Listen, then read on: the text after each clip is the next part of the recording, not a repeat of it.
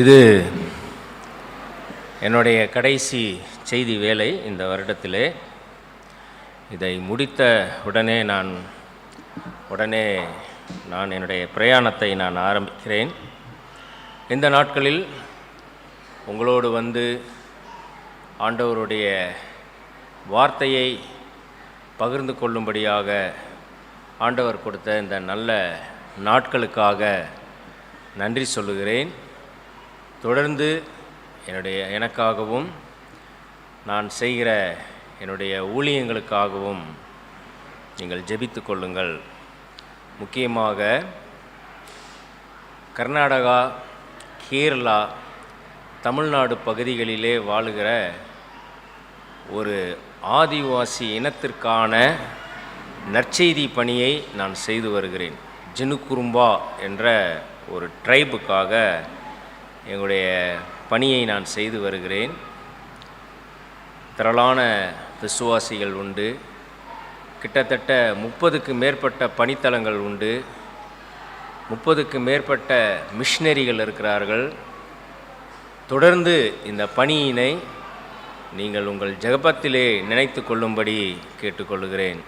ஏனென்னு சொன்னால் அநேக சவால்கள், பெரிய எதிர்ப்புகள் எங்களுக்கு பணித்தலங்களில் உண்டு.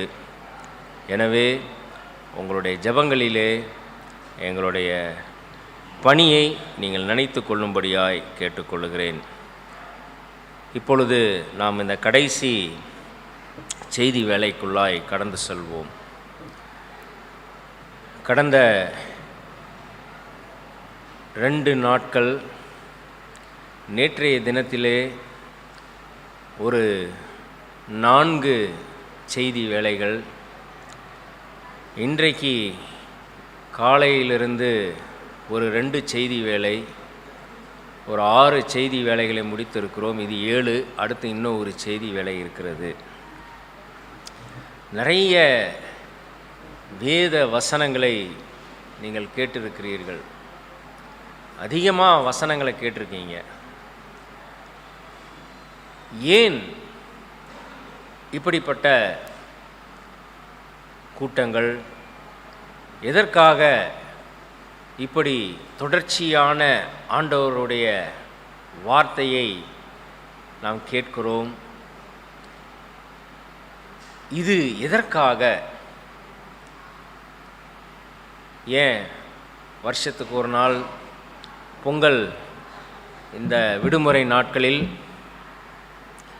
ஏதோ ஒரு 2 நாள் இப்படி ஒதுக்கி ஏதோ ஒரு ஆண்டவருடைய வார்த்தையை சும்மா அப்படி கேட்டுட்டு போகிறதுக்காக, இல்லை இது வருடா வருடம் நிகழ்கிற ஒரு நிகழ்ச்சியாக இது இருக்கக்கூடாது.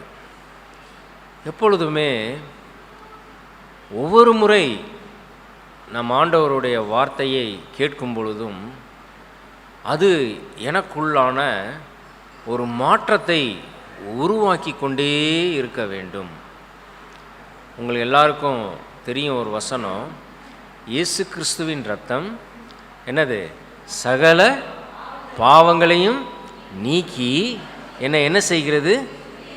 ஆமாம். இப்போது இந்த சுத்திகரிக்கும் அப்படின்ற வார்த்தையினுடைய ஒரிஜினல் டிரான்ஸ்லேஷனுடைய மீனிங் எப்படி தெரியுமா இருக்கும்? சுத்திகரித்து கொண்டே இருக்கும். எப்படி இருக்கும்? அது கண்டினியூன்ஸில் இருக்கும். என்ன செய்யும்? அது என்ன செஞ்சுக்கிட்டே இருக்கும்? சுத்திகரித்து கொண்டே இருக்கும்.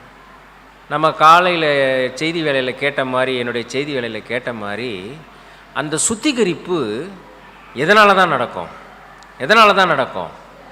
கர்த்தருடைய வார்த்தை தான் என்னை சுத்தப்படுத்திக்கிட்டே இருக்கும். அது சரிங்களா? ஒரு டயாலிசிஸ் பேஷண்ட் இருக்காங்கன்னு வைங்க, சிறுநீரகங்கள் பாதிக்கப்பட்டு டயாலிசிஸ் பேஷண்ட் இருக்காங்கன்னு வைங்க. அவங்களுக்கு டயாலிசிஸ் செய்யலைன்னா சிறுநீர் உள்ளே தேங்கி என்ன செஞ்சிடும்? முழு ஆளையும் என்ன செஞ்சிடும்? காலி பண்ணிடும். இல்லை, அதுக்காக தானாக அந்த சுத்திகரிப்பு நடக்காவிட்டாலும் என்ன செய்கிறார்கள்? இயந்திரத்தை வைத்து அந்த சுத்திகரித்து அதை என்ன செய்கிறாங்க? இரத்தத்தில் இருக்கிற அந்த யூரியா, அந்த சிறுநீருடைய அமிலங்கள் எல்லாத்தையும் வெளியேற்றுறாங்க. என்னுடைய மகன் அவன் வெள்ளூர் சிஎம்சியில் பிஎஸ்சி டயாலிசிஸ் டெக்னாலஜி முடித்தான். அவன் சொல்லுவான், அது ரொம்ப ஒரு பெயின்ஃபுல் ப்ராசஸ் அப்படின்வான். இந்த டயாலிசிஸ் பண்ணுறதுக்கு பார்த்தீங்களா, அது எப்படி இருக்கும், ரொம்ப பெயின்ஃபுல் ப்ராசஸ், ரொம்ப கஷ்டப்படுவாங்க. ஆனால் அதை செய்யாட்டி என்ன ஆயிரும் மரணம். ஸோ நீங்கள் இந்த கர்த்தருடைய வார்த்தையை கேட்டுக்கொண்டே இருந்து உங்கள் வாழ்க்கை சுத்திகரிக்கப்பட்டு கொண்டே இருக்கும் என்று சொன்னால்தான் ஆவிக்குரிய வாழ்க்கையில் பிழைத்தவர்களாய் நீங்கள் இருக்க முடியும். இல்லாட்டி உயிரோடு செத்தவர்கள், நாம் உயிரோடு செத்தவர்கள். அதனால தான் இப்படிப்பட்ட நிகழ்வுகள் இருக்கிறது. இஸ்ரவேல் மக்களுடைய வாழ்க்கையில் ஆண்டவர் அவர்களை கானான் தேசத்திலிருந்து, எகிப்திலிருந்து கானானுக்கு அழைத்து வந்த பொழுதே வழியெல்லாம் சொல்லுவார், மறந்துடாத, நினைச்சுக்கப்பா, என்னுடைய மீட்பை நினை சொல்லிக்கிட்டே வருவார். ஆனால் கானானுக்குள் என்ட்ரான உடனே அவங்க நிலைமை என்ன தெரியுமா? என்ன இது? மறந்துட்டாங்க. என்ன செஞ்சாங்க? மறந்து விட்டார்கள், மறந்தார்கள். தீர்க்கர்களுக்கு மேலே தீர்க்கதரிசிகளை அனுப்பினார் ஆண்டவர். செவி கொடுக்கவே இல்லை. ஆண்டவர் அவர்களை சிறையிருப்புக்கு அனுப்பினார், தண்டித்தார். அப்போ ஏன் அவர்களை சிறையிருப்புக்கு அனுப்பினார்? என்ன செஞ்சாங்க? ஆனாலும் கடைசி நிமிஷம் வரைக்கும் ஆண்டவர் போராடுவார், அவங்களோட கடைசி நிமிஷம் வரைக்கும் போராடுவார். அவங்க செவி கொடுக்க மாட்டாங்க. அதனுடைய விளைவை தான் அவர்கள் அனுபவித்தார்கள். இப்போ ஆண்டவர் அவர்களோடு எப்படி போராடினார்? அவர்கள் எப்படி செவி கொடுக்காமற் போனார்கள்? அதனால் அவர்கள் அனுபவித்த தண்டனை என்ன? அதை தான் இந்த 2 நாட்கள் கூட்டத்தின் வாயிலாக நாம் கேட்ட வார்த்தையை செவி கொடுக்காவிட்டால், அல்லது நாம் செவி கொடுக்கும் வரைக்கும் ஆண்டவர் எப்படி போராடுகிறார், செவி கொடுக்காத பட்சத்தில் ஆண்டவர் எப்படி செயல்படுகிறார் என்பதை தான் இந்த வேளையிலே நாம் கற்றுக்கொள்ளப் போகிறோம். எனக்கு பிரியமானவர்களே, ஒரு காரியத்தை நான் உங்களுக்கு சொல்வேன். இந்த வார்த்தை உங்கள் கிறிஸ்தவ வாழ்க்கையிலே தொடர்ந்து பாதையை காட்டுகிறதாக, இதன் வெளிச்சத்தில் நீங்கள் நடக்காமல், இதனுடைய ஆளுகைக்கு நீங்கள் உங்களை விட்டு கொடுக்காமல், நீங்கள் தொடர்ந்து இருதய கடினத்தோடு இருப்பீர்கள் என்று சொன்னால், நிச்சயம் இந்த உலக வாழ்க்கை ஒரு நாள் முடியும். அடுத்த வாழ்க்கைக்கு நான் செல்லும் பொழுது என்னுடைய நிலைமை மிகப்பெரிய ஒரு மோசமான சூழலுக்கு நான் தள்ளப்படுவேன். அதனால்தான் தொடர்ந்து நாம் இந்த நாட்களிலே எச்சரிப்பை நாம் பெற்றுக்கொண்டே வருகிறோம். கடவுளுக்கு சீஷனாய் இருப்பது, கடவுளுடைய விசுவாசிகளாய் நாம் இருப்பது, ஆண்டவருடைய பிள்ளைகளாய் இருப்பது என்பது அது எதை மையமாக வச்சது அப்படின்னா, ஆண்டவரோடு எனக்கு இருக்கிற உறவு, த ரிலேஷன்ஷிப் வித் காட், அதுதான் எனக்கு ரொம்ப முக்கியம். அந்த உறவுக்கு என்னை வழிவகுப்பது இந்த இறை வார்த்தை தான். அதனால தான் எரேமியாவுக்கு எழுதின எரேமியா தீர்க்க தரிசன புஸ்தகம் 36ஆம் அதிகாரத்திற்கு நேராக உங்களுடைய வேத புத்தகங்களை நீங்கள் திருப்பி வைத்து கொள்ளுங்கள். எரேமியா தீர்க்க தரிசன புஸ்தகம் 36ஆம் அதிகாரத்திற்கு நேராக நீங்கள் உங்கள் வேத புத்தகங்களை நீங்கள் திருப்பி வைத்து கொள்ளுங்கள். இப்போ பாருங்கள், இது முதல் வசனத்தை வாசிங்க. யாராவது ஒருத்தர் யோசியாவின் குமாரனாகிய யோயாக்கீம் என்னும் யூதா ராஜாவின் 4ஆம் வருஷத்திலே கர்த்தரால் வார்த்தை என்னவென்றால். சரியா? இப்போ அடுத்த வசனத்தை வாசிங்க. எடுத்து ம் ம் ம் ம் ம் ம் நான் உன்னோடு சொன்ன எல்லா வார்த்தைகளையும் அதிலே என்ன செய்யி, எழுது அப்படின்றார். சரியா? இப்போ அடுத்து 4ஆம் வசனத்தினுடைய பிற்பகுதியை வாசிங்க. கர்த்தர் எல்லா வார்த்தைகளையும் அவன் வாய் சொல்ல ஒரு புஸ்தக சுருளில் என்ன செய்தான், எழுதினான். சரி, இப்போ 6ஆம் வசனத்தின் அந்த நடுப்பகுதியை வாசிங்க. கர்த்தருடைய ஆலயத்தில் உபவாச நாளிலே ஜனங்களினுடைய செவி கேட்க இதை என்ன செய்ய, நீ வாசி. சரியா? செவிகள் கேட்க இதை என்ன செய், நீ வாசி அப்படின்றார். என்ன சொல்றாரு? எழுது அப்படின்றார். ஒரு சுருளை எடுத்து என்ன செய்ய, ரைட் இட், எழுது. எழுதுனத அவர்கள் காதுகள் கேட்க என்ன செய், வாசி அப்படின்றார். ஏன் எழுதுன்றாரு, வாசி அப்படின்றாரு? ஏன்? அதனுடைய காரணம் என்ன அப்படின்னு பார்த்தீங்கன்னா, இப்போ நமக்கு 3ஆம் வசனத்தை வாசிங்க. 36:3. யூதாவின் குடும்பத்தார் அவரவர் தங்கள் பொல்லாத வழியை விட்டு திரும்பும்படியாகவும் தங்கள் அக்கிரமத்தையும் தங்கள் பாவத்தையும் நான் மன்னிக்கும்படியாக நான் செய்ய நினைத்திருக்கிற தீங்குகளை குறித்து. அந்த வார்த்தை நல்லா கவனிங்க. என்ன வருது?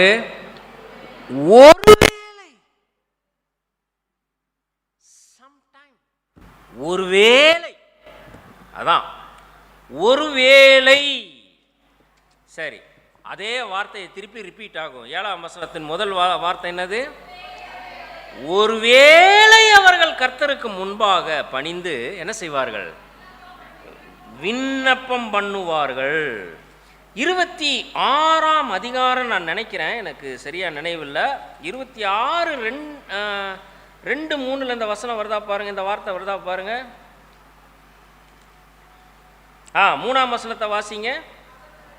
அவர்கள் செய்கைகளுடைய பொல்லாப்பின் நிமித்தம் நான் செய்ய நினைத்திருக்கிற தீங்குக்கு மனஸ்தாபப்படத்தக்கதாக ஒருவேளை கேட்டு அவர்கள் என்ன செய்வார்கள், பொல்லாத வழியை விட்டு திரும்புவார்கள். இப்போ என்னன்னா, எழுதுன்றாரு, வாசின்றாரு. இதனுடைய நோக்கம் என்ன அப்படின்னா, ஒருவேளை அவர்களுக்குள் கிரியை செய்து என்ன செய்யலாம், அவங்க மனம் திரும்பலாம். சரி, இப்போ இந்த பொல்லாத வழின்னு படிக்கிறோமே, என்னங்க பொல்லாத வழி? என்னதான் செஞ்சாங்க அவங்க?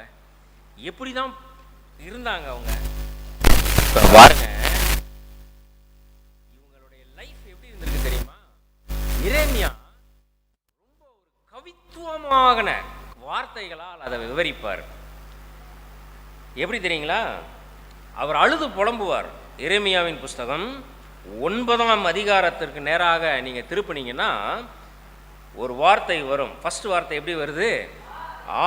என் தலை தண்ணீரும் என் கண்கள் கண்ணீர் ஊற்றுமா இருந்தால் நலமாயிருக்கும். அப்பொழுது என் ஜனமாகிய குமாரத்தி கொலையுண்ண கொடுத்தவர்கள் நிமித்தம் இரவும் பகலும் அழுவேன் அப்படின்றார். இப்போ பாருங்க, அவங்க லைஃப் எப்படி இருந்துச்சுன்னு பார்த்தீங்கன்னா 3ஆம் வசனத்தில் ஆரம்பிக்கும். 3ஆம் வசனம் வாசிங்கள், நல்லா கொஞ்சம் சத்தமாக எல்லாரும் சேர்ந்து வாசிங்க. 3வது வசனம், அவர்கள் பொய்யை பிரயோகிக்க தங்கள் நாவாகிய வில்லை. இப்போ பாருங்க, பொய் பேசுறானுங்களாம். பொய், வாழ்க்கையில் என்ன இல்லை? உண்மை இல்லை. வாழ்க்கையில் உண்மை இல்லை. அதுவும் அந்த பொய்யை பிரயோகிக்க நாவை என்ன செய்யறானுங்களாம்? அப்படியே வில்ல போல. அப்படின்னா என்ன அர்த்தம்னா, அப்படியே நம்புற மாதிரி பேசுறது. எப்படி? சிலர் பேசினா இல்லைங்க பொய் பேசணும் கண்டுபிடிச்சிருவோம். ஆனால் சிலர் பேசினா என்ன செய்ய முடியாது? கண்டே பிடிக்க முடியாது. பொய்யை பேச பிரயோகிக்க நாவை என்ன செய்கிறார்கள்? அடுத்து பாருங்க, அதனுடைய அடுத்த ஒரு விரிவாக்கத்துக்கு விரிவான ஒரு வார்த்தை இல்லாத 5ஆம் வசனத்தினுடைய பிற்பகுதியை வாசிங்க. அவர்கள் மெய்யை பேசாமல் ஒவ்வொருவரும் தமக்கு அடுத்தவனே என்ன செய்கிறார்கள்? ஏய்க்கிறார்கள். இப்ப பாருங்க, பொய்யை பேச தங்கள் நாவை பழக்குகிறார்கள், அக்கிரமம் செய்ய என்ன செய்கிறார்கள்? எப்படி சொல்றார் பார்த்தீங்களா? பொய் பேசுறதுக்கு நாவை வில்லு மாதிரி வளைக்கிறான். பொய் பேசுறதுக்குனே பிராக்டிஸ் பண்றான். பொய் பேசுறதுக்குனே என்ன செய்யறாங்க? பழக்குகிறார்கள். இந்த நாவை மெய்யை பேச அல்ல, பொய் பேச என்ன செய்கிறார்களா? அப்ப அப்படின்னா என்ன அர்த்தம்? பொய் பேசுறதுக்குன்னு ஸ்பெஷல் எஃபர்ட் எடுத்திருக்கிறானுங்க. எப்படி ஒருத்தனை அவன் நம்புற மாதிரியே பேசணும். நம்ம கூட சொல்லுவோம் பார்த்தீங்களா, அவர் அப்படி நம்புற மாதிரி பேசினார் ஐயா, நம்புற மாதிரி பேசி கழுத்தை அறுத்துட்டாரியா சொல்லுவோம்ல.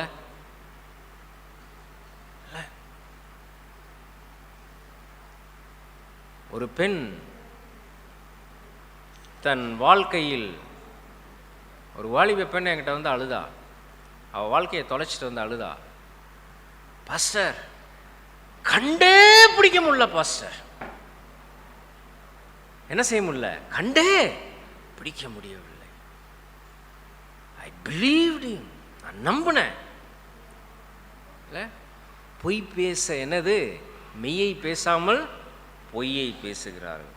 சரி, இப்போ அடுத்து பாருங்க, 3ஆம் வசனத்தில் இப்போ என்ன செய்கிறார்கள்னா, 3ஆம் வசனத்தினுடைய அந்த பிற்பகுதி பாருங்க, பொல்லாப்பில் இருந்து வாசிங்க. பொல்லாப்பில் இருந்து பொல்லாப்புக்கு நடந்து இருக்கிறார்கள். இங்க பாருங்க, நல்லா கவனிக்கணும். தீமையிலிருந்து இன்னும் கொஞ்சம் தீமைக்கு தான் போறான். ஐயோ இப்படி தீமை செய்கிறோமே, பொல்லாப்பு செய்கிறோமே அப்படின்ற மன வருத்தம் இல்லை. என்னன்னா, பொல்லாப்புல இருந்து இன்னும் எப்படி பொல்லாப்புக்கு போகலாம், அடுத்த ஸ்டெப். இன்னைக்கு நீங்களும் நானும் வாழுகிற உலகத்தில் இது ரெண்டும் கொடி கட்டி பறக்குது. ஒன்று பொய் இல்லை, எங்கேயாவது உண்மை இருக்கா? எங்கேயாவது உண்மை இருக்கா? அந்த உலகத்தில் இருக்காங்க, இருக்கா? உண்மையை பார்க்க முடியுதா? உண்மையான மனிதர்களை பார்க்க முடியுதா? உண்மையான பொருட்களை நம்பி வாங்க முடியுதா? எல்லா இடத்திலேயும் உண்மை இல்லை, போலிகள். போலி, உண்மை இல்லை. அதே மாதிரி 2023 இந்த உலகம் ஒரு விதமான பொல்லாப்புல இருக்கு.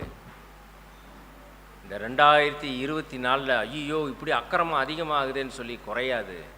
2024 இன்னும் என்ன ஆகும்? என்ன ஆகும்? இட் வில் இன்க்ரீஸ், இன்னும் டபுள் மடங்கு ஆகும். ஸ்டாட்டிஸ்டிக்ஸ் பார்த்தீங்கன்னா வருஷா வருஷம் கிரிமினல் குற்றங்களினுடைய எண்ணிக்கை என்ன ஆகுது? அதிகரிக்கிறது.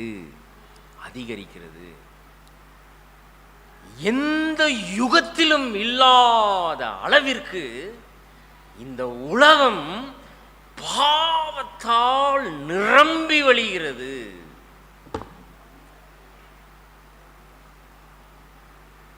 அக்கிரமம், பாவம், பொல்லாப்பு, எதை குறித்தும் யாருக்கும் என்ன கவலையும் இல்லை.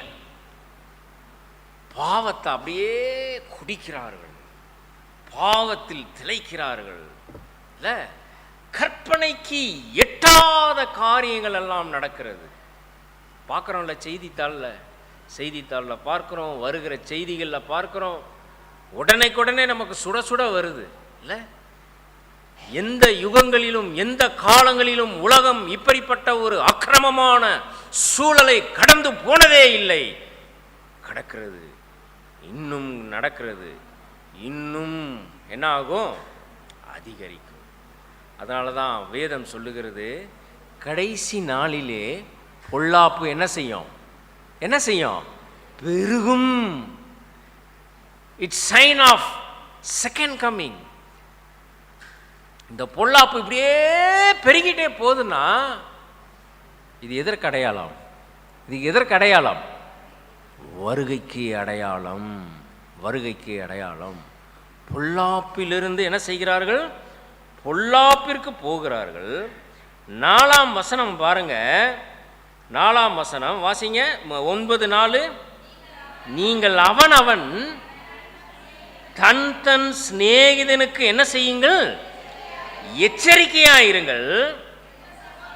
எந்த சகோதரனையும் என்ன செய்யாதிருங்கள்? நம்பாதிருங்கள். எந்த சகோதரனும் என்ன செய்கிறான்? மோசம் பண்ணுகிறான். எந்த சிநேகிதனும்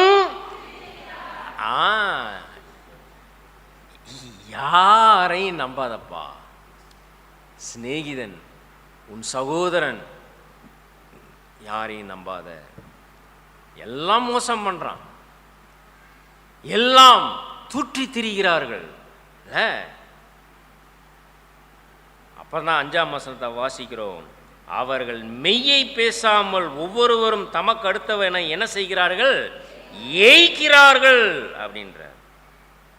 இப்ப 6ஆம் வசனம் இன்னும் பயங்கரமான ஒரு வார்த்தையை சொல்றார், வாசிங்க. கபடத்தின் நடுவிலே என்ன செய்கிறாய்? குடியிருக்கிறாய். கபடத்தின் நிமித்தம் அவர்கள் என்னை என்ன செய்கிறார்கள்? அறிய மாட்டோம் என்கிறார்கள் என்று என்ன செய்கிறார்கள்? கர்த்தர் சொல்லுகிறார். இப்ப 8ஆம் வசனத்தை வாசிங்க. அவர்கள் நாவு கூர்மையாக்கப்பட்ட அம்பு, அது கபடம் பேசுகிறது. கபடம் பேசுகிறது. கபடத்தின் நடுவிலே நம்மளை சுத்தி பாவம், கபடம், இதுதாங்க சுத்தி இருக்குது. இதுக்கு இடையில தான் நம்மளும் குடியிருக்கிறோம். இதுக்கு இடையில தான் என்ன செய்யறோம்? நம்மளும் குடியிருக்கிறோம். என்னை சுற்றிலும் கூர்மையாக்கப்பட்ட அம்புகளுடைய வாய்களுடைய மனிதர்கள் வாழுகிறார்கள். இதுதான் உலகம். அன்னைக்கு இப்படிதான் இருந்திருக்கு, இப்படிதான் இருந்திருக்கிறாங்க. இந்த சூழல்ல தான் ஆண்டவர் எரேமியாவுக்கு சொல்றாரு. என்ன சொல்றாரு அப்படின்னா, நான் உன்னோடு சொன்ன வார்த்தையை என்ன செய்யி, நீ என்ன செய்யி, எழுது. ஆண்டவர் சொல்றார், உங்கள் மேல் நியாய தீர்ப்பு வரப்போகிறது அப்படின்றத அவர் சொல்றார். அதை தான் 9:11 நம்ம வாசிக்கிறோம். நான் எருசலேமை மண்மேடுகளும் வலு சர்ப்பங்களின் தாவரமும் ஆக்குவேன், யூதா பட்டணங்களை குடியில்லாதபடிக்கு பாழாக்கி போடுவேன் அப்படின்றார். நியாய தீர்ப்பு வரப்போகுதுப்பா, இதை எழுது, இதை அவங்க செவிகள் கேட்க படி அப்படின்னு சொல்லிட்டு, இப்போ பாருங்க, நம்முடைய ஆண்டவர் தான் இந்த உலகத்தை என்ன செய்தவர்? அவர் படைத்தவர். மனிதனை உருவாக்கினவர் யாரு? கர்த்தர் இல்ல?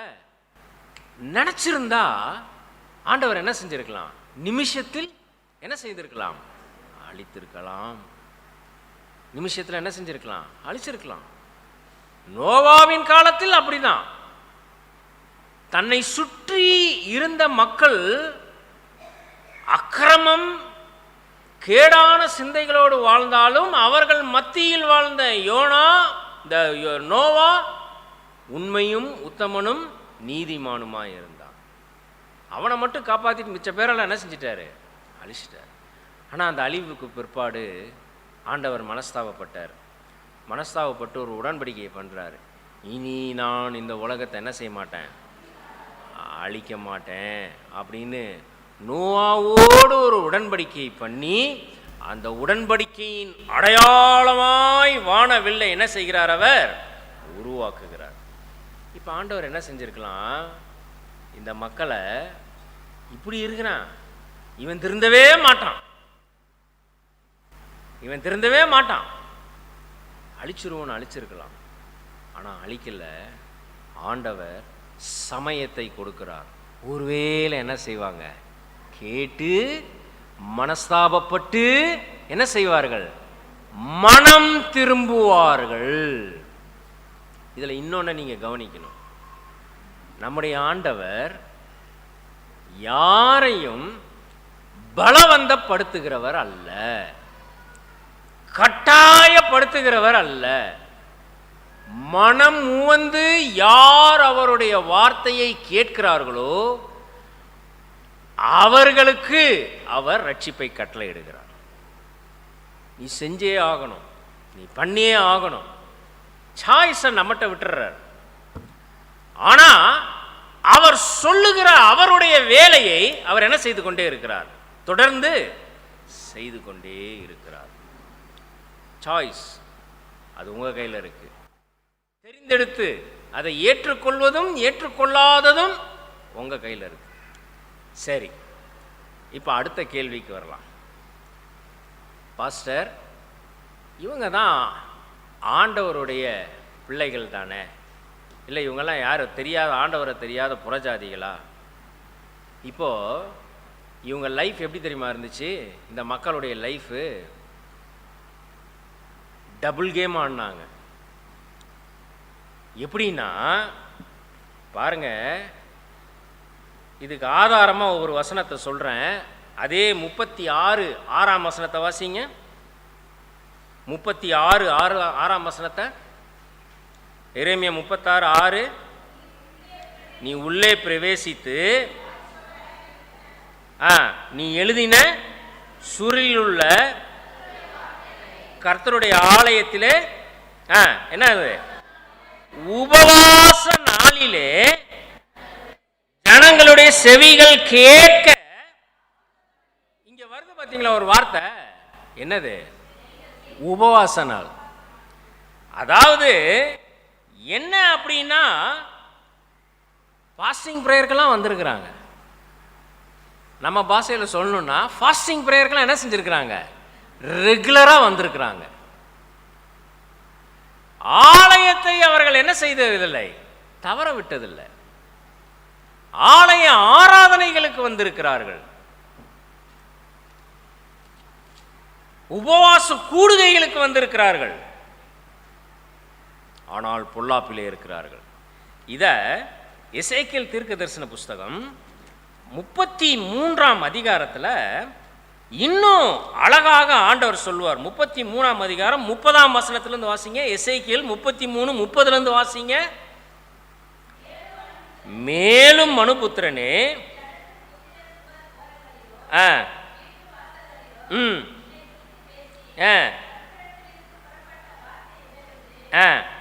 நல்லா கவனிங்க. இதை நல்லா கவனிங்க. கர்த்தரிடத்திலிருந்து புறப்பட்ட வார்த்தை என்னவென்று கேட்போம் வாருங்கள்.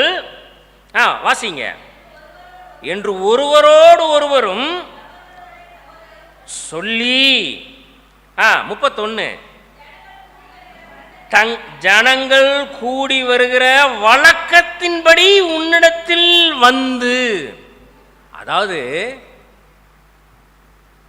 14-15 ரெஹோபோத் பெனியல் திருச்சபையில் ஸ்பெஷல் மீட்டிங் நடக்குது. வாங்க வாங்க எல்லாரும்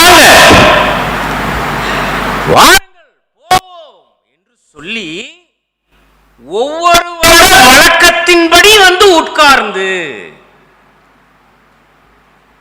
எப்படி ஒவ்வொரு முறையும் 14-15 தேதிகளில் வந்து உட்கார்ந்து, அதான் வழக்கத்தின்படி ரொட்டீன்.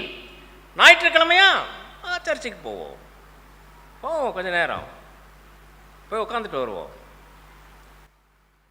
அதாவது நான் நிறைய பேர் சொல்ல கேட்டிருக்கேன், சர்ச்சுக்கு போகலன்னா ஒரு மாதிரி இருக்குன்னுவாங்க. ஆலயத்துக்கு வரணும், நல்லது. அது அந்த நிறைவோடு நின்று விடக்கூடாது.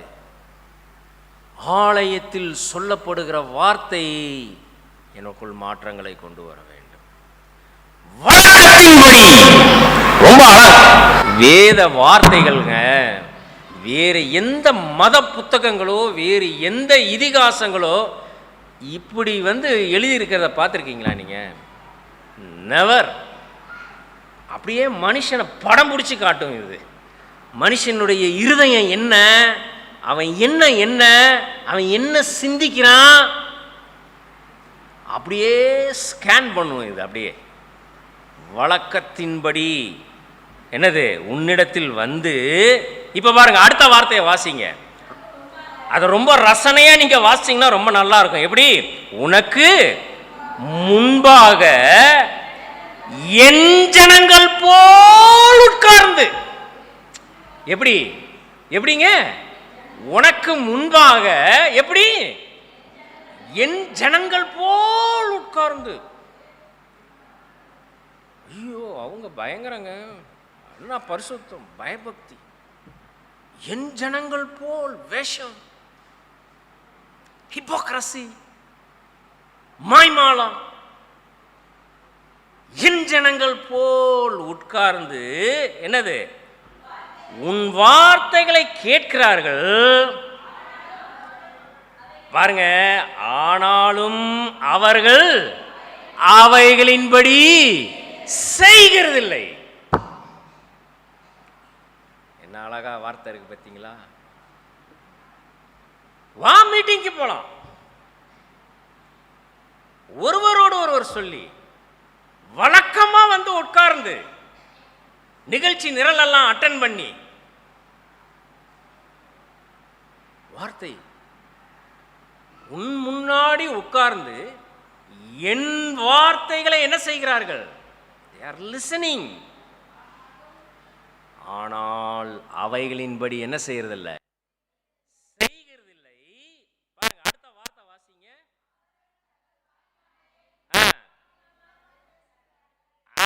அவர்கள் தங்கள் வாயினாலே இன்பமாய் பேசுகிறார்கள், அவர்கள் இருதயமோ பொருளாசையை பின்பற்றி போகிறது. ரொம்ப நல்லா இருந்துச்சுங்க. எப்படி இருந்தது? ரொம்ப நல்லா இருந்ததுங்க.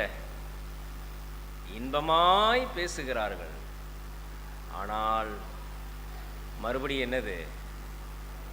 பழைய குருடி கதவை திரடின்னுவாங்க பார்த்தீங்களா? அதுதான்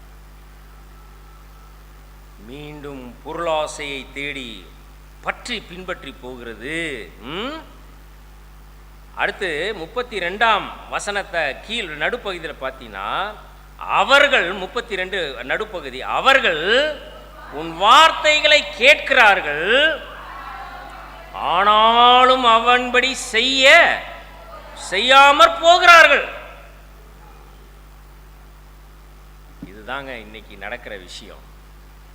இப்போ இப்படிப்பட்ட மக்களை பார்த்து தான் இவங்க யாருன்னு தெரியுது ஆண்டவருக்கு.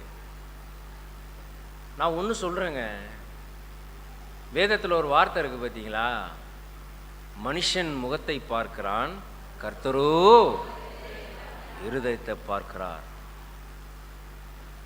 நான் உங்களை பயமுறுத்துறதுக்காக சொல்லலை. இங்கு அமர்ந்திருக்கிற உங்களுடைய ஒவ்வொருவருடைய இருதயங்களும் எப்படிப்பட்ட இருதயத்தோடு நீங்கள் கர்த்தருடைய வார்த்தையை கேட்கிறீர்கள் என்று ஆண்டவருக்கு தெரியும். அவருக்கு தெரியும். இந்நேரம் எப்படி ஸ்கேன் பண்ணி ஒரு ரிப்போர்ட் வருது, அந்த மாதிரி உங்கள் ஸ்கேனிங் ரிப்போர்ட்லாம் ஆண்டவர்கிட்ட பரலோகத்துக்கு போயிருக்கும். உங்களோட ஒவ்வொருடைய ரிப்போர்ட் அவர் கையில் இருக்குது. எப்படி கர்த்தருடைய வார்த்தையை நீங்கள் கேட்கிறீர்கள் என்று, எப்படி கேட்கிறீர்கள் என்று இல்லை தெரியும். அதான் சொல்றார்ல, வழக்கத்தின்படி வந்து உட்காருகிறார்கள். என் ஜனங்கள் உன் வார்த்தையை என் ஜனங்கள் போல் நடித்து கேட்கிறார்கள், ஆனால் அதன்படி செய்கிறதில்லை. உபவாச கூட்டத்துக்கு வராங்க, ரெகுலரா சர்ச்சுக்கு வராங்க, எல்லா ஆக்டிவிட்டீஸ்லயும் பங்கெடுக்கிறாங்க. போதுமா? இல்லை. வார்த்தையின்படி செய்ய வேண்டும். அதான் சொல்றார், எழுது, வாசி. ஒருவேளை மனம் திரும்புவார்கள், மனஸ்தாபப்படுவார்கள், விண்ணப்பம் பண்ணுவார்கள். எனக்கு அன்பானவர்களே, இன்றைக்கும் இந்த 15ஆம் தேதி 2024 இந்த ஜனவரி மாதத்திலே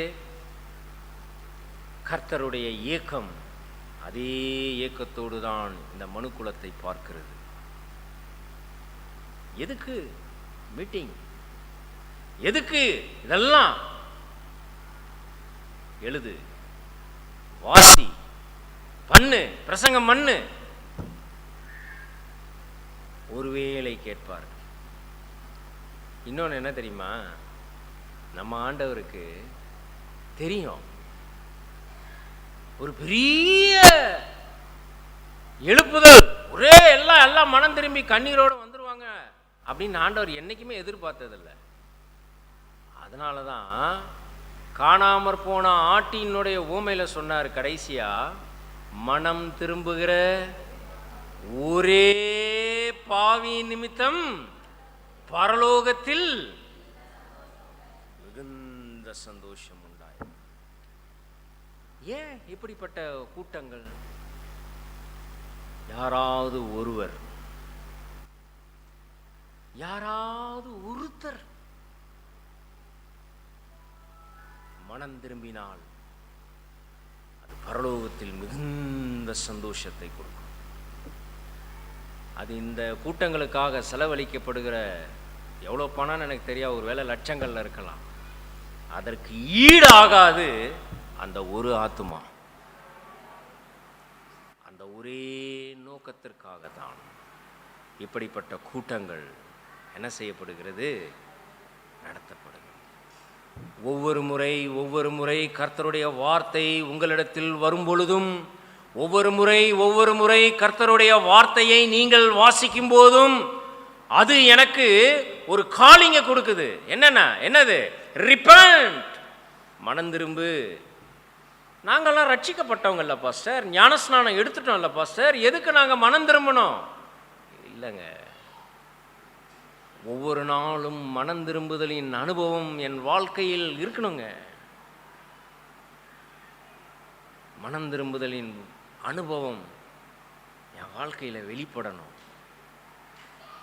எத்தனையோ நேரங்களில், எத்தனையோ சூழல்களில் நாம் மனம் திரும்பின பிள்ளைகளைப் போல நாம் நடப்பதில்லையே. நிறைய நேரங்களில் தவறுகிறோம், மனஸ்தாபப்படுகிறோம், ஆனால் மறுபடியும் தவறை செய்கிறோம். இதுதான் நடக்குது. ரொட்டீன் இல்லை.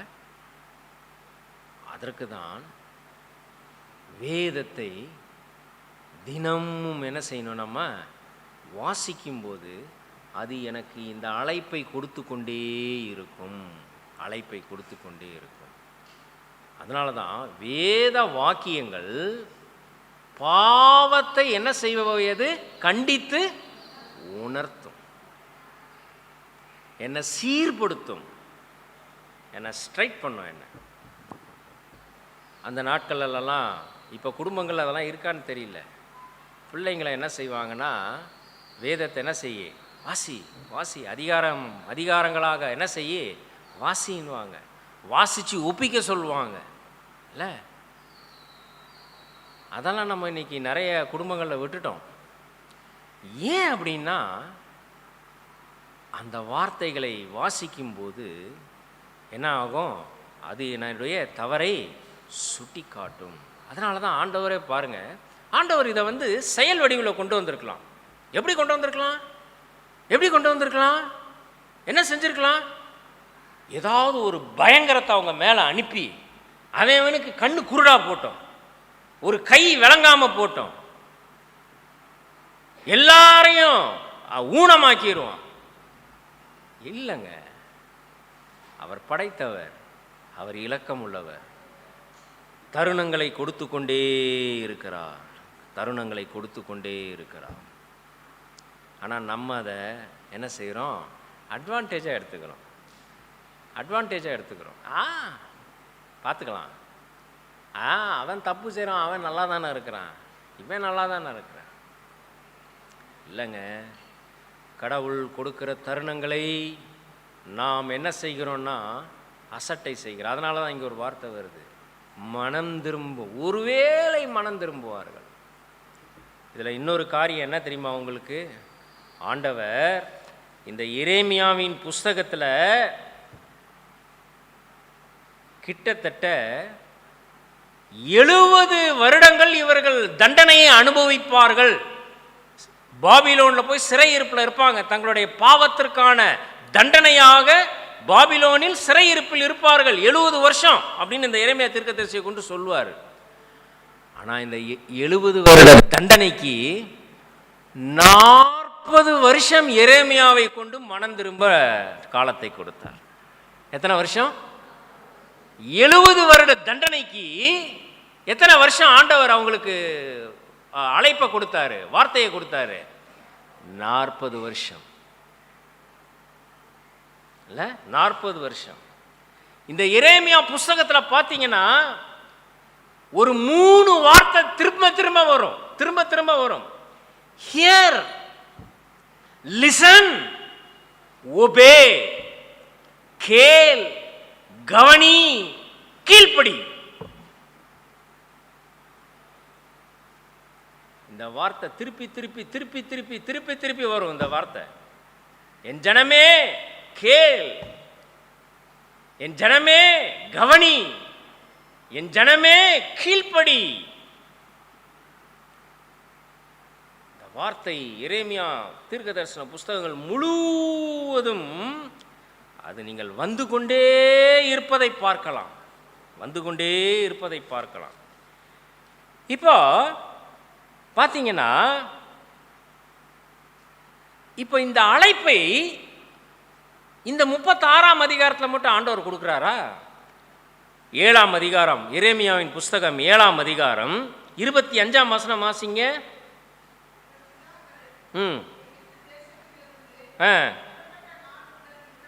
புறப்பட்ட நாள் முதல் இந்நாள் மட்டும் நான் தீர்க்கதரிசிகளாகிய ஊழியக்காரரை எல்லாம் தினம் தினம் உங்கள் அண்டைக்கு ஏற்கனவே என்ன செய்து கொண்டிருந்தேன், அனுப்பி கொண்டிருந்தேன். Day after day, again and again I send my servants. இந்த திருச்சபை உருவாகி எத்தனை வருஷம் ஆச்சுன்னு எனக்கு தெரியல. ஆனால் தினம் தினம் கர்த்தருடைய வார்த்தை உங்கள் அண்டை வந்து சேர்ந்திருக்கிறது.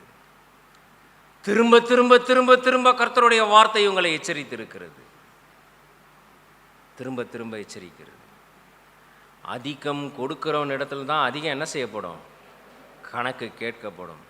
ஒன்றை ஞாபகத்தில் வச்சுக்கோங்க, இன்னைக்கு நீங்கள் யாரை வேணாலும் ஏமாற்றிட்டு போயிடலாம். பட் ஒரு நாள் you are all accountability to God. கர்த்தருடைய நியாய தீர்ப்புக்கு முன்பாக கணக்கு ஒப்புவிக்க வேண்டியவர்கள், கணக்கு ஒப்புவிக்க வேண்டியவர்கள். இறை வார்த்தை ஏன் எனக்கு இவ்வளவு தூரம் கொடுக்கப்படுகிறது? காரணம் என்னன்னா, தினம் தினம் தினம் தினம் என்னை சீர்படுத்தி கொண்டு ஆண்டவரிடத்தில் என்னை நெருங்குகிற அனுபவத்திற்குள் என்னை கொண்டு செல்ல வேண்டும். அதனால தான் அப்போஸ்தலர் நம்ம என்ன வாசிக்கிறோம்? பேதுரு பிரசங்கித்த பொழுது பேதுரு அங்கே என்ன பெரிய அற்புதத்தை பண்ணாரா? இல்லை, ஆண்டவருடைய வார்த்தை தான் சொன்னார். ஆனால் என்னது? ஜனங்கள் இருதயத்தில் என்ன செய்தார்கள்? குத்தப்பட்டார்கள். அடுத்து பார்த்தீங்கன்னா அந்த 2ஆம் அதிகாரத்தினுடைய அப்போஸ்தலர் 2:41 பார்த்தீங்கன்னா, வார்த்தையை சந்தோஷமாய் ஏற்றுக்கொண்டு ஞானஸ்நானம் பெற்றார்கள்னு இருக்கும். வாசிக்க வேண்டாம். வார்த்தையை என்னது? குத்தப்படுகிறார்கள். அடுத்து எப்படி? சந்தோஷமா என்ன செய்கிறார்கள்?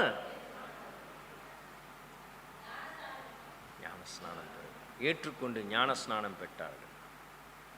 எப்படா இவர் முடிப்பாரு?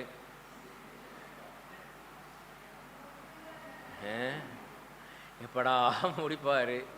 இப்படி வரிசையா வந்து சொன்னா என்னத்துக்கு ஆகிறது மனுஷன்? இல்லைங்க,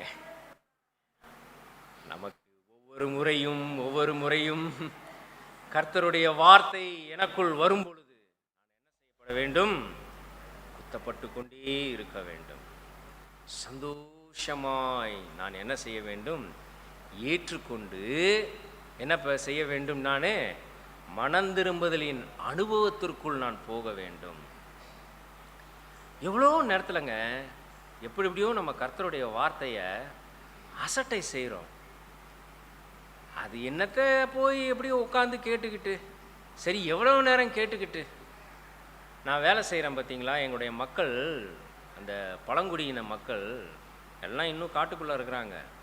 அவங்களுக்கு இன்னும் இப்போ தான் இந்த ஜூனில் தான் அவர்கள் மொழியிலே வேதாகமத்தை புதிய ஏற்பாடு மொழிபெயர்ப்பு முடிந்து வெளியிட போகிறோம். இப்போ தான் முடிஞ்சிருக்கு புதிய ஏற்பாடு. அதுக்கு முன்னாடி ஒரு ட்ரையல், நாங்கள் மொழிபெயர்க்கப்பட்ட அந்த மொழி சரியாக அவங்கள ரீச் ஆகுதா, அந்த டைலாக்டெல்லாம் கரெக்டாக இருக்கா அப்படின்றதுக்காக லூக்கா எழுதின சுவிசேஷத்தை ஆடியோ வடிவில் கொண்டு வந்தோம். ஆடியோ பைபிளாக கொண்டு வந்து அதனுடைய அந்த எக்யூப்மெண்ட்ஸை அவங்கள்ட்ட கொடுத்துருக்கோம். ஒரு சின்ன எக்யூப்மெண்ட்ஸு கொடுத்து இதை கேளுங்க, கேட்டுட்டு வந்து இதில் ஏதாவது இன்னும் உங்களுக்கு விளங்காத வார்த்தைகள் இருந்தால் சொல்லுங்கள் அப்படின்னு சொல்லி கொடுத்துருக்குறோம். இப்போ பார்த்தீங்கன்னா அங்கே வந்து இந்த காஃபி சீசன், காஃபி பழம் பறிக்கிற சீசன் உள்ள காடுகளுக்குள்ள. அப்புறம் நம்ம வந்து இந்த சேனக்கிழங்குன்னு சொல்லுவோம் பார்த்தீங்களா, அது போட்டிருப்பாங்க எல்லாரும். சாயங்காலம் ஆனால் காட்டு பன்னிகள் வந்து அதை சாப்பிட்ரும். அதனால் எல்லாருமே காவலுக்கு போவாங்க. ஒரு 2 மாதங்களுக்கு முன்பாக எப்பவும் போகிற ஒரு ஃபீல்டுக்கு, அது கொஞ்சம் உள்ளே இருக்கும் காட்டுக்குள்ளே, நான் விசிட்டிங் போகிறேன். யாருமே இல்லை. எங்கே போயிட்டாங்க எல்லாரும்? ஒரு வேளை காட்டுக்கு காவலுக்கு போயிட்டாங்களோ அப்படின்னு என் கூட இன்னொருத்தரையும் நான் கூட்டிகிட்டு போய் பார்க்குறேன். ஒருத்தருடைய வீட்டு அந்த தாழ்வாரத்தில் அந்த அந்த அடர்ந்த காட்டுக்குள்ளே விளக்கு கிடையாது. அங்கே உட்கார்ந்து ஒரு கூட்டம் கிட்டத்தட்ட ஒரு 20 பேருக்கு மேலே உட்கார்ந்து அந்த லூக்கா எழுதின சுவிசேஷத்தினுடைய அந்த வேத பகுதிகள் ஆடியோவில் வந்துக்கிட்டு இருக்கு. அமைதியாக உட்காந்து கேட்டுக்கிட்டு இருக்கான். ஒரு சின்ன சலசலப்பு அவர்களிடத்தில் இல்லை. நான் போனதை கூட அவங்க பார்க்கல. கொஞ்ச நேரம் கழித்து திரும்பி பார்த்துட்டு அப்புறம் என்னை பார்த்தோன்னே எல்லாம் திரும்பினாங்க. நான் சொன்னேன், 6 மணி ஆயிடுச்சு, நீங்கள் எல்லாம் காவலுக்கு போயிருந்தீங்களே, 6 மணிக்கு மேலே ஆயிடுச்சு அப்படின்னு. அப்போ அவங்க பாஷையில் சொல்கிறாங்க, பாஸ்டரே ఈ గడ్డే కింద தேவர் மாத்து சிக்குதா. என்ன தெரியுமா சொல்றாங்க? இந்த கிழங்க பார்க்கிலும் கர்த்தருடைய வார்த்தை சின்னதா. ಈ ಗಡ್ಡೆ ಕಿಂದ ನಂಗ ದೇವರು ವಾಕ್ಯ ದೊಡ್ಡದು ಪಾಸ್ಟ್ರೆ, ಎಷ್ಟು ಆನಂದ அப்படின்ற. கிழங்கை காட்டிலும் கர்த்தருடைய வார்த்தை என்னது? பெரியது. இதை கேட்பது எவ்வளவு சந்தோஷம்.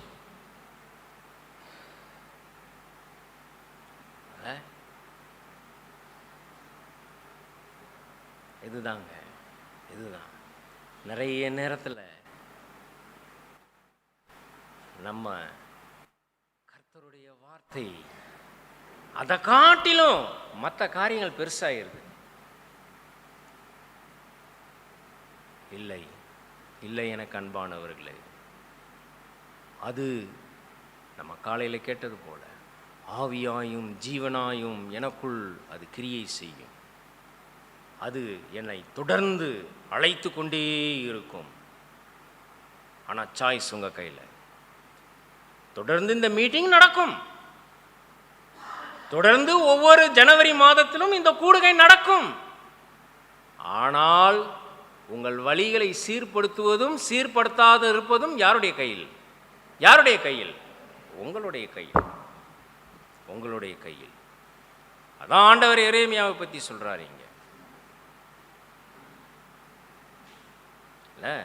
எழுது, வாசி.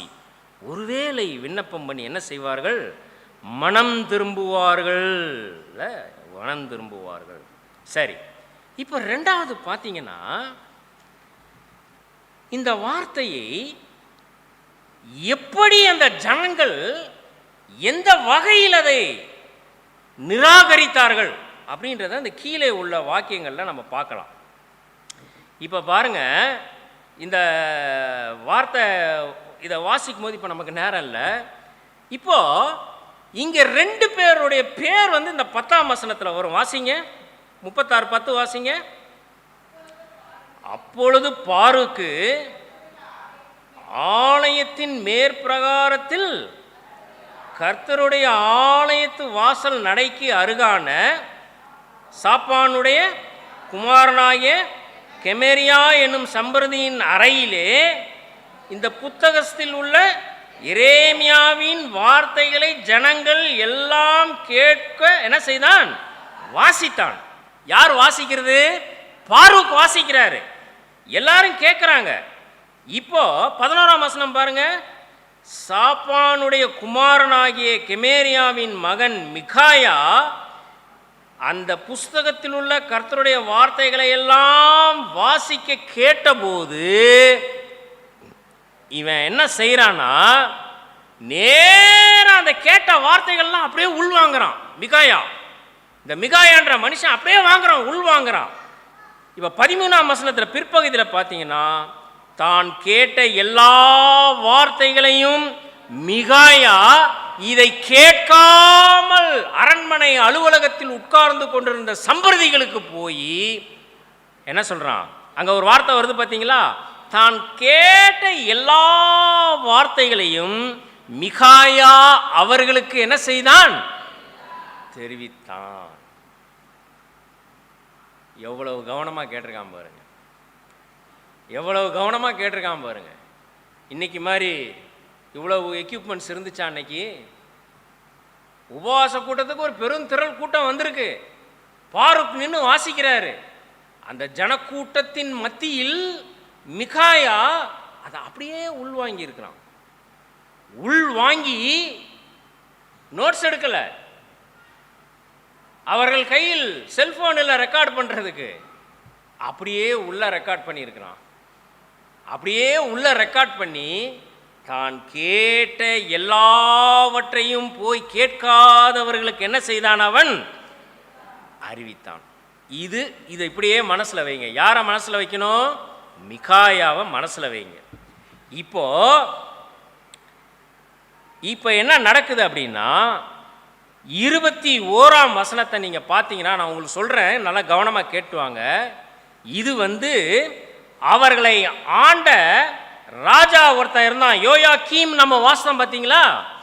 அந்த ராஜாவுக்கு தெரிய வருது, இப்படி ஒரு தண்டனை கர்த்தர் அனுப்ப போகிறார், மனஸ்தாபப்பட்டு மனம் திரும்புகள் என்று எரேமியா தீர்க்கதரிசியினுடைய வார்த்தைகள் சொல்லப்பட்டிருக்கிறது அப்படின்ற செய்தி அவனுக்கு போகுது. போன உடனே 21ஆம் வசனத்தில் பாருங்க, 21ஆம் வசனத்தை வாசிங்க, 36-21. அப்பொழுது ராஜா அந்த சுருளை கொண்டு வர யெகூதியை அனுப்பினான்.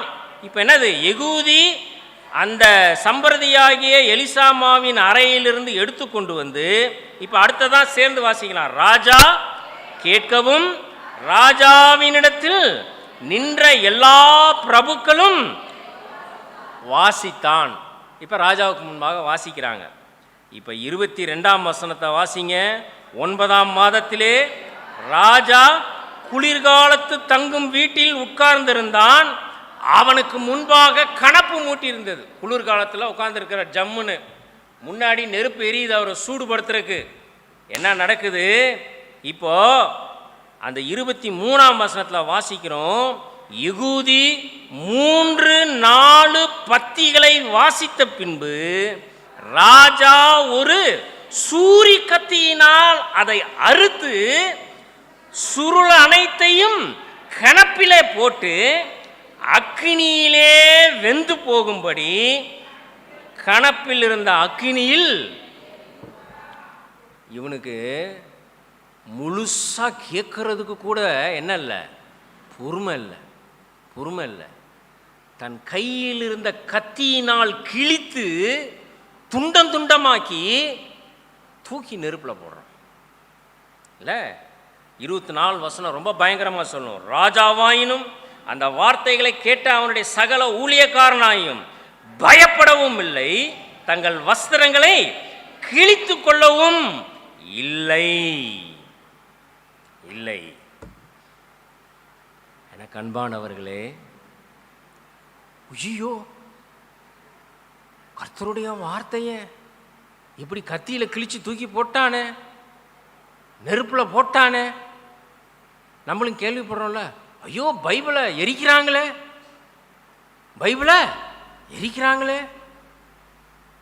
ஒன்று நல்லா கவனிங்க, நான் உங்களுக்கு சொல்கிறேன்.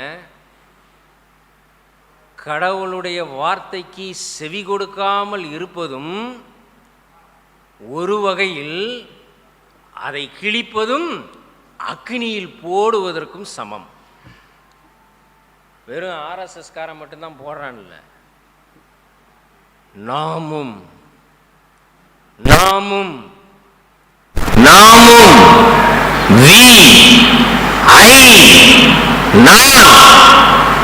எப்பொழுதெல்லாம் செவி கொடுக்காமல் போகிறேனோ நான் கர்த்தருடைய வார்த்தையை நிராகரிக்கிறேன். லைக் யோயாக்கீம். இப்ப 2 பேரை உங்க முன்னாடி வைக்கிறேன். மிகாயாவை பத்தி சொன்னேன். மிகாயா கேட்டான், கேட்ட வார்த்தைகளை அப்படியே அறிவித்தான். பிற்பகுதியில் பார்த்தீங்கன்னா அவன் லைஃப் ரொம்ப நல்லா இருக்கும். ஆனா ஒருத்தன் கேட்டான், ஒருத்தன் என்ன செஞ்சான்? அதை எரிச்சு போட்டான். மிகாயா, யோயாக்கீம். இன்னைக்கு நான் ரொம்ப துக்கத்தோட சொல்லுவேன், உங்களை மட்டும் சொல்லல, இன்றைய திருச்சபைகள் யோயாக்கீம்களால் நிரம்பி வருகிறது. மிகாயாக்கள் சொற்ப பேர். இன்றைய திருச்சபைகள் யோயாக்கீம்களால் நிரம்பி வருகிறது. மிகாயாக்கள் சொற்ப பேர். கொஞ்சம் பேர் தான். ஆனா முழுசு உட்கார்ந்து இருக்கிறது திருச்சபைகள் யார் தெரியுமா? யோயாக்கீம்கள். வழக்கத்தின்படி வந்து உன் வார்த்தையை என் ஜனங்கள் போல் கேட்கிறார்கள், மறுபடியும் பொருளாசையை பின்பற்றி போகிறார்கள். யோயாக்கீம்கள். இல்லை. எப்பொழுது திருச்சபை ஒரு உண்மையான எழுப்புதலை கண்டடையும் தெரியுமா? மிகாயாக்கள் திருச்சபையில் நிரம்பி வழியும் போது ஒரு உண்மையான எழுப்புதலை கண்டடையும் கண்டடையும் கண்டடையும். எவ்வளவு கூட்டங்கள், எத்தனை குரூசேட்ஸ், எத்தனை டிவி சேனல்கள், எத்தனை பிரசங்கம் அப்படியே வந்து கொட்டுது. ஏன் எழுப்புதல் இல்லை? ஏன் எழுப்புதல் இல்லை? இன்னும் இருதயங்களில் யோயாக்கீம்களாக இருக்கிறோம். இன்னும் இருதயங்களில் யோயாக்கீம்களாக இருக்கிறோம். வருத்தமான காரியம்தான் இல்லைங்க. மிகாயாக்களாக மாறுங்கள். கர்த்தருடைய வார்த்தையை இந்த இறைமையில தான் வரும். நான் கர்த்தருடைய வார்த்தை என்ன செய்தேன்? உட்கொண்டேன். நான் சாப்பிட்டேன். அப்படியே வாங்குங்க, கேளுங்க. உட்கொள்வதை போல் உட்கொண்டு உங்கள் கிறிஸ்தவ ஆவிக்குரிய வாழ்க்கையிலே பலனடையுங்கள். நீங்களும் பலனடைந்து அடுத்தவர்களையும் பலனடைய செய்யுங்கள்.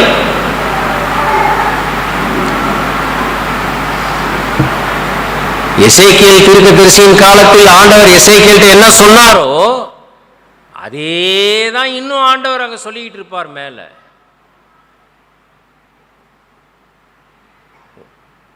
இந்த ஜனங்கள் வழக்கத்தின்படி வந்து உட்கார்ந்து உன் வார்த்தையை என் ஜனங்கள் போல் கேட்டுக்கொண்டிருக்கிறார்கள். போல் என் ஜனங்கள் இல்லை, என் ஜனங்கள் போல். பிரியமானவர்களே, நாம் யாராக இன்றைக்கு இருக்க விரும்புகிறோம்? யாராக இருக்க விரும்புகிறோம்?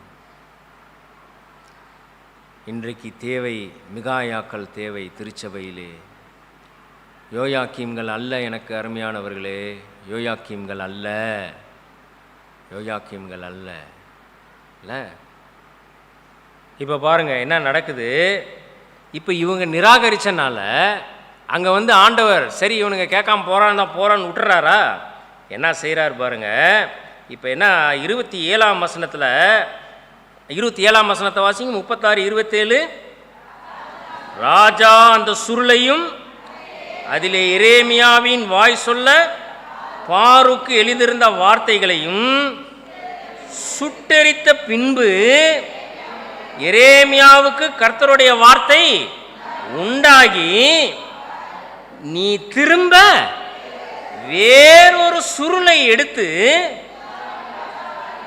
யோயாக்கீம் சுட்டெரித்த முதலாம் சுருளில் இருந்த முந்தின வார்த்தைகளை எல்லாம் எங்க எழுது? அதிலே எழுது. நீ நிராகரிச்சிட்டா ஆண்டவர் போடான்னு ஒன்று விட்டுருவாரா? இல்லைங்க. அவர் வார்த்தை அது தொடர்ந்து என்ன செஞ்சுக்கிட்டே தான் இருக்கும். அது உலகத்திலேயே அதிக அச்சடிக்கப்படுகிற புத்தகம் இது.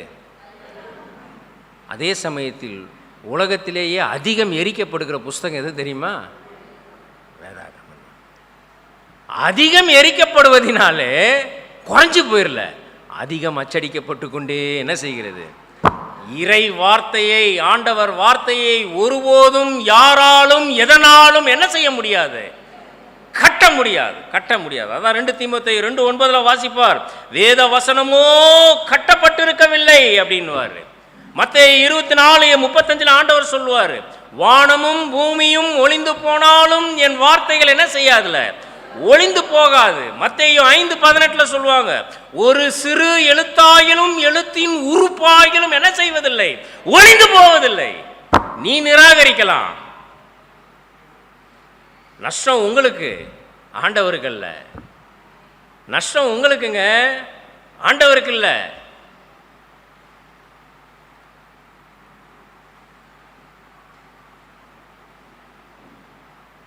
அது தன்னுடைய வேலையை செய்து கொண்டே தான் இருக்கும்.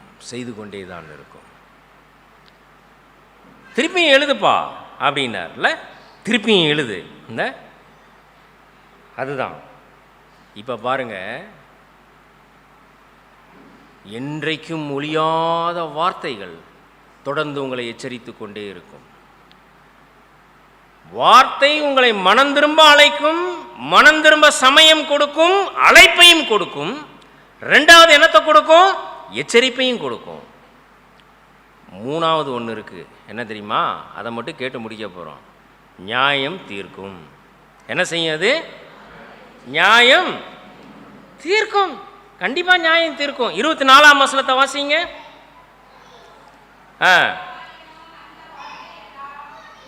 இல்லை 29 வாசிங்க. 29 வாசிங்க. மேலும் நீ யூதாவின் ராஜாவாகிய நோக்கி, பாபிலோன் ராஜா நிச்சயமாய் வருவான் என்பதையும் அழித்து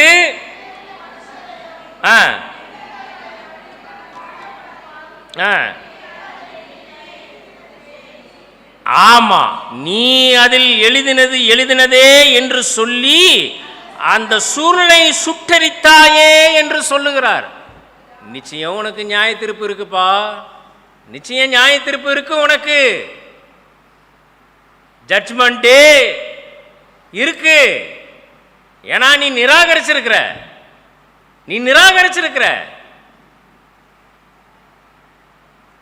ஜட்ஜ்மெண்ட் உண்டு. சுட்டரித்தாயே இல்ல, அந்த வார்த்தை இருக்கு. இப்ப பாருங்க, நியாய தீர்ப்பு எப்படி தெரியுமா கொடுக்கிறார் ஆண்டவர்? 30ஆம் வசனத்தை வாசிங்க. ஆகையால் யூதாவின் ராஜாவாகிய குறித்து தாவீதின் சிங்காசனத்தின் மேல் உட்காரும்படி அவன் வம்சத்தில் என்னது? ஒருவனும் இரான். ஜட்ஜ்மெண்ட் நிராகரித்த அவனுக்கு மட்டுமல்ல, அவனுடைய சந்ததிக்கே ஆண்டவர் கொடுக்கிறார் நியாய தீர்ப்பு. ஒருத்தன் கூட என்ன செய்ய மாட்டான். நிராகரிப்பின் பயங்கரம் என்ன தெரியுமா? லேசா நினைக்கிறீங்களா? கர்த்தருடைய நியாய தீர்ப்பு உங்களுக்கு மட்டுமல்ல, ஏற்றுக்கொள்ளாத சந்ததிகளுக்கும் அது கடந்து செல்லும். அடுத்து இப்ப வாசிங்க. அவனுடைய பிரேதமோ வென்றால் பகலின் உஷ்ணத்துக்கும் இரவின் குளிருக்கும். இது எப்படி நான் சுருக்கமாக சொல்லிட்டா, உனக்கு செத்தா நல்ல அடக்கம் கூட கிடைக்காதுடா. செத்தா என்ன கிடைக்காது? கேட்குறதுக்கு ரொம்ப கஷ்டமாக இருக்குல்ல, ஆனால் அப்படி தான் சொல்லுது. உனக்கு ஒரு கல்ற கூட கிடைக்காதுடா. செத்தா நல்ல ஒரு அடக்கம் கூட உனக்கு கிடைக்காது. சரி, இப்ப அது மட்டுமல்ல, இதை கேட்காத அரசனுக்கு மட்டுமல்ல. 31ஆம் வசனத்தை வாசிங்க.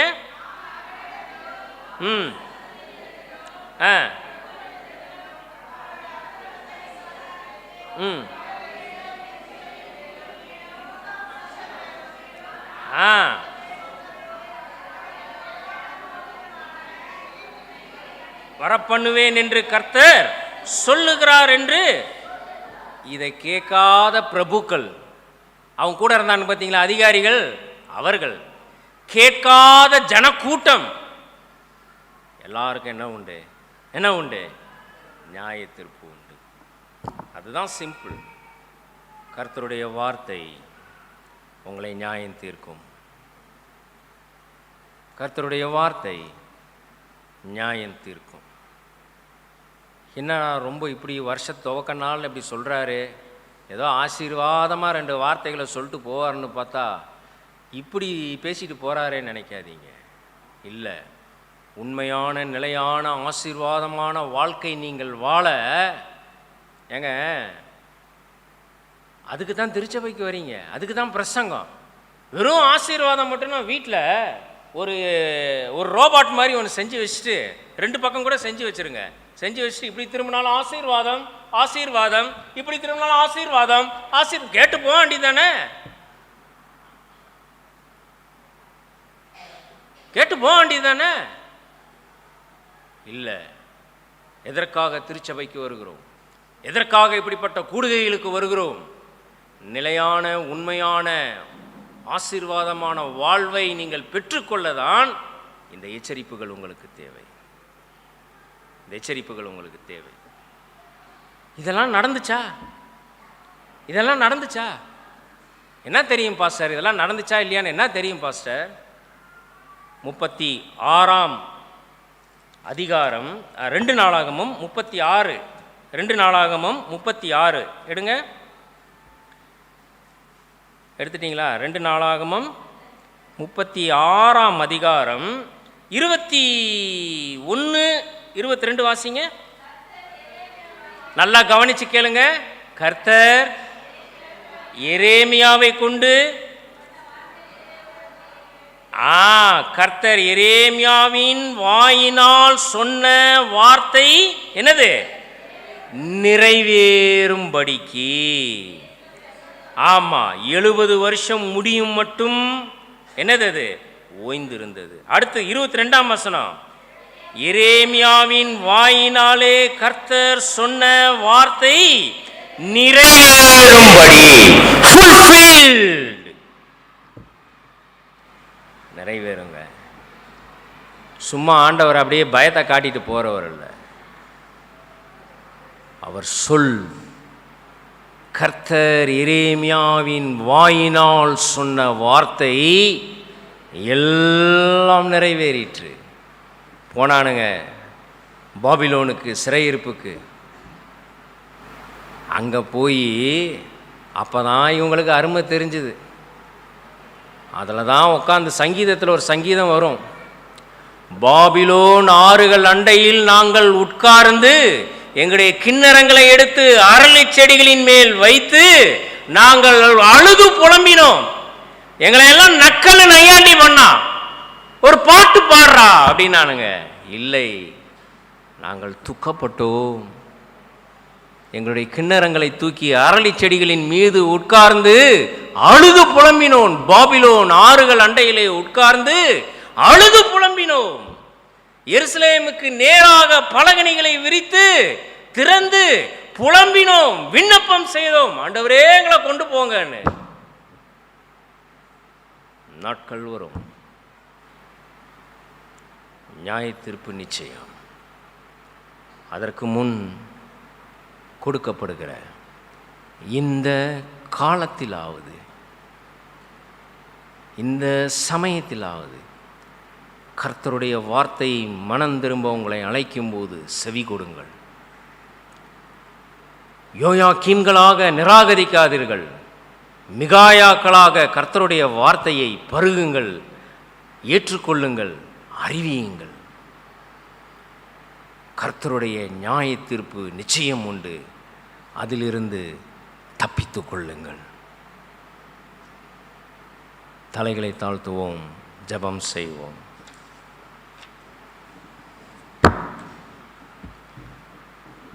நம்ம எல்லாரும் எழும்பி நிற்கலாம்.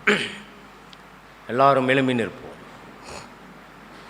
எல்லாரும் எழும்பி நின்று ஒரு நிமிடம் கர்த்தருக்கு நேராக நம்முடைய இருதயத்தை திருப்பி ஆண்டவரை நம்ம நோக்கி பார்ப்போம். யாரும் தயவு செய்து உங்களை கண்கள் திறக்கப்பட வேண்டாம். உங்கள் கண்கள் மூடி இருக்கட்டும், உங்களுடைய இதயங்கள் திறக்கட்டும். அமைதியாக உங்களை நீங்களே ஆராய்ந்து பாருங்கள். ஆண்டவரே, உம்முடைய வார்த்தை என்னை தொடர்ந்து அழைக்கிறது. ஒருவேளை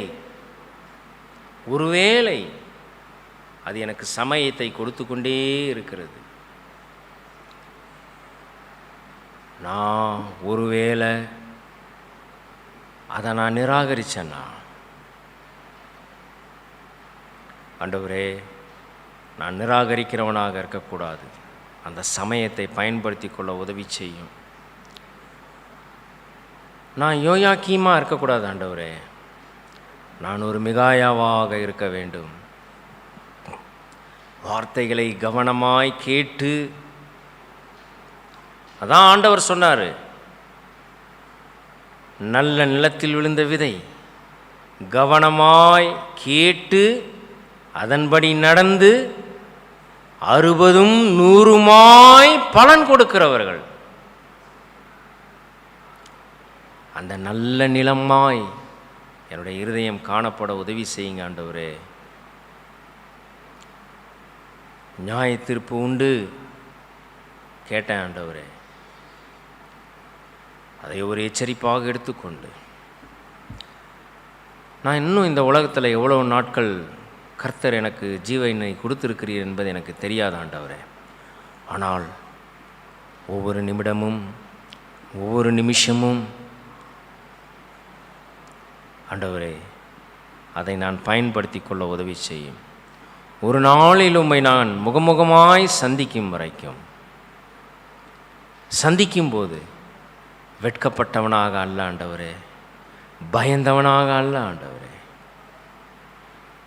வாருங்கள் என் பிதாவினால் ஆசீர்வதிக்கப்பட்டவர்களே, உங்களுக்காக ஏற்படுத்தப்பட்டிருக்கிற இந்த இடத்துல சந்தோஷமாக வந்து இரு. நித்திய நித்திய காலமாய் அவரோடு சந்தோஷமாய் இருக்கிற ஒரு வாழ்வு, அந்த வாழ்வுக்கு என்னை ஆயத்தப்படுத்த உதவி செய்ய ஆண்டவர் என்னை கேட்போம்மா. எங்கள் அன்பின் ஆண்டவரே, இந்த மக்களை உம்முடைய கரத்திலே கொடுக்கிறோம் சுவாமி. கர்த்தர் சொன்ன எல்லா வார்த்தைகளையும் கேட்டிருக்கிறார்கள். கேட்ட வார்த்தையின்படி நடக்க உதவி செய்தருளும். கர்த்தருடைய வசனத்தை கேட்கிறவர்களாக மட்டுமல்ல, அதன்படி செய்கிறவர்களாகவும் இருங்கள் என்று உம்முடைய வார்த்தை கூறுகிறது. அதன்படி செய்து ஆண்டவரே, உம்முடைய ராஜ்யத்தின் பிள்ளைகளாய் இன்னும் ஒரு கூட்ட மக்களை உம்முடைய ராஜ்யத்துக்கு சொந்தமாக்குகிறவர்களாய், அப்படிப்பட்ட திருச்சபையாராய் இவர்கள் ஒவ்வொருவரும் இருக்க கர்த்தர் உதவி செய்வீராக. உம்முடைய கரத்திலே தாழ்த்தி ஒப்படைக்கிறோம். மறுபடியுமாய் நாங்கள் ஒருவரை ஒருவர் சந்திக்கும் வரைக்கும் கர்த்தருடைய கிருபை, கர்த்தருடைய ஆளுகை, கர்த்தருடைய வழிநடத்துதல் எங்களோடு கூட இருக்கட்டும். ஆசீர்வதியும். இயேசுவின் நிமித்தமே கேட்கிறோம் எங்கள் அன்பின் ஆண்டவரே. Amen. Thank you. God bless you all. Thank you so much.